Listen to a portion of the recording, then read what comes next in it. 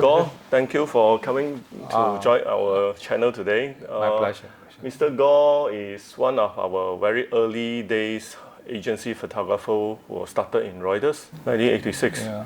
So Goh started in Reuters Malaysia. After that, you moved to Reuters in Hong Kong. On the editing desk and for less than 2 years before I joined AFP in Beijing. I believe those days you were still shooting frame and you got to process your own pictures, right? I remember. Our generation, we started out with black and white films and then moved to color films, and then that was way before the digital age. Right. You know, we were making prints, putting on a drum transmitter, taking 15 minutes to send one black and white picture. It was before Photoshop, before internet.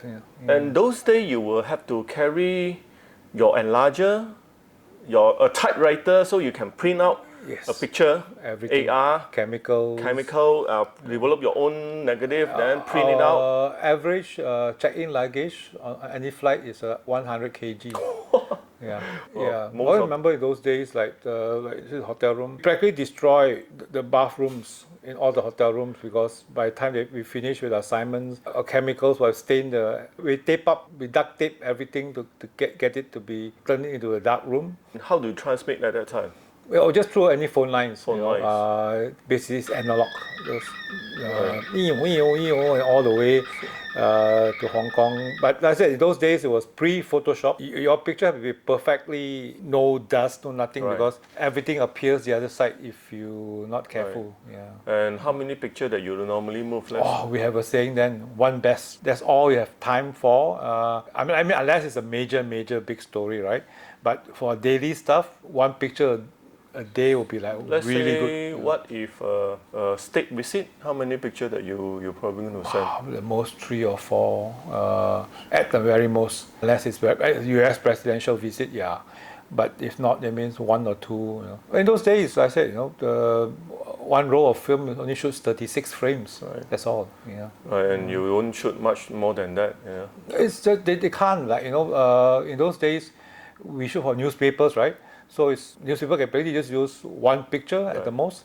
So any more you send is all wasted. Yeah. So what made you move to AFP in Beijing? Well, basically, I met my French bosses while in Hong Kong, and they basically wanted a Chinese face to be based in Beijing. We have the advantage while working in China because we can blend into the crowd. They don't really know who we are. Right. Yeah, those days we still had that advantage. So and in China, the restrictions on media is so tight.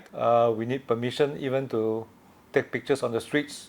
It is very challenging. So it's for Asian-looking face or Chinese-looking face would have a lot more easy access. What is it like when 20 years ago or 22 years ago when you were first working in Beijing? For photojournalists, it was such a wonderful time for us. I mean, China was so underreported. People that haven't seen real visuals, So whatever you shoot gets really good play, especially in Hong Kong and all around the world. Right. Newspapers, magazines then just suck up any pictures of China. People in Mao suit, doing Tai Chi in the mornings. And wherever you go, it's like frozen in time. Like things we saw in the old Chinese movies, they were still there, the same scene. So that was almost 20 years ago, and you still see the real ancient China kind of thing. Pre-Olympic time, because China rapidly changed before Olympic, after 2000. Right before our eyes. It was fun to see all the changes, but now that it's so developed, China, it's just another normal city to us, more like reporting on the progress of China, blah blah blah. I miss the good old days. There's so much, in terms of photojournalism. We get to travel, and then in those days we also do Mongolia and North Korea. How does it change your style of shooting after in China? I think it wasn't so much like, when we go and shoot a story or anywhere, right, we just do the way we do, right? But it's technology. Right. So now we can actually do more. Our cameras, our lenses can do far better especially low lighting shots and all that. No, I think it's technology that actually improve the quality of our work. Yeah. But what is the most memorable assignment or during your time in China? I think it's more of the year. 2008 was an epic year, crazy. We were working, planning, preparing for the Olympics in 2008. It was in August. But the year started with a bang. First it was a snowstorm. Right. Guangzhou was snowing. And it happened during Chinese New Year. Millions of people were traveling, so we got stuck in train stations and throughout the country, and it was crazy, right? And then we went on to the Tibetan riots. Bad, man. We were getting so much trouble from the police because we were reporting about it. We can't even go, so we had to sneak people around as near as possible and pick up from stringers there. And then it went on to the worst of all, the Sichuan earthquake. The Sichuan earthquake. And all this happened before the Olympics. Right. So by the time the Olympics arrived, wow, so relaxed compared to the rest of the year. Yeah. Then when people in Maosu and like really old China, and then suddenly China moved to a new area where everything is so modern. We go to any Chinese cities, the new buildings, the technologies, like now using artificial intelligence, Taobao, WeChat, and all that. Yeah, and they don't even use real currency much now. No more. It's like more and more. Now China is totally cashless society. So covering China it's such a big pressure because every little thing in China becomes international headlines. At some point in early 10 or 12, I kind of felt it's difficult to take daily life anymore. People start worrying, what's the purpose of you taking my pictures? Yes. Those days, they will be happy, more than happy that for you to take their pictures. But now, they might thought, okay, it must be something I did wrong. But what does it affect you as a photographer or for features hunting? But then, as I say, it's a challenge. It's what we do, right? In our work. I suppose you do not approach a subject, a person, like this with a camera, right in the person's face and start shooting, blah, blah. So it's a lot of like, you need to make them feel comfortable, we go there, chit-chat with them, we smile a lot, just get very friendly before you pull out your camera and start taking the pictures. In China, they believe in guangxi. You need to make people comfortable, know you, trust you, and if they like you, anything is possible. And also be able to speak their language does make a big difference. Oh yeah, Chinese people are, they're basically quite friendly unless they are the officials, scared that you expose any scandals. Right. Everywhere is a challenge. Different areas, different style, different culture. Yeah. What about photojournalism in China? China photographer has won numerous awards now. Every year you see World Press Photo, they are winning some awards, or any other major photo contest, they are winning a lot of awards. It's huge. They have universities teaching photojournalism, some workshops, interaction with the local students and even the local photographers. They are really, really passionate, very intense in photography, in journalism. It is pretty exciting, really nice, and they have a lot of photo societies, photo clubs everywhere. I mean, they take their photography very seriously. Right. Camera manufacturing salesman told me that they sold 1,005 units of that camera and lens in Malaysia, but they sold 1,005 in China every month. What do you think about the future of photojournalists? I truly believe it's a very good, very, very bright future, but things are changing, evolving so fast. It's hard to truly understand what's happening, how fast the evolution is. But the need for photos in every sector of photojournalism is still there, from sports to, it's all there. But we have moved up in terms of quality of expectations because of technology, iPhones, any phones, right? Anybody is a photographer now. Whoever has a phone can take pictures. So if we as photojournalists don't up our game, don't improve our standards, then we will lose our market, then we lose our jobs. Being a photojournalist now is even much harder than when we first started. It is such a specialized job. Only us can do it. But now, Everyone can do it. Yeah. When a breaking news happens, So- people will have pictures even before we arrive. So we got to give our clients something which they can't get.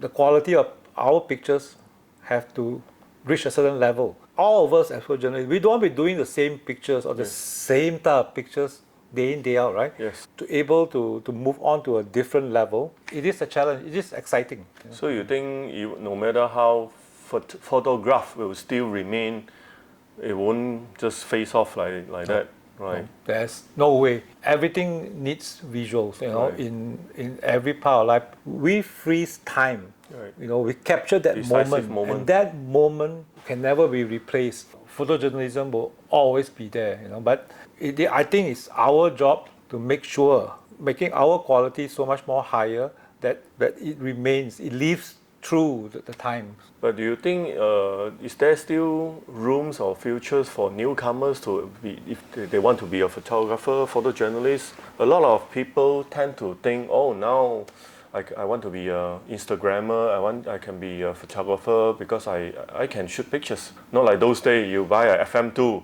you need 2 years to learn how to take pictures. But now you get a camera, you get a phone, you can get nice picture by all those special filter, Instagrammer. I believe anybody can be a photographer, right? Maybe social media or citizen journalist, blah blah blah.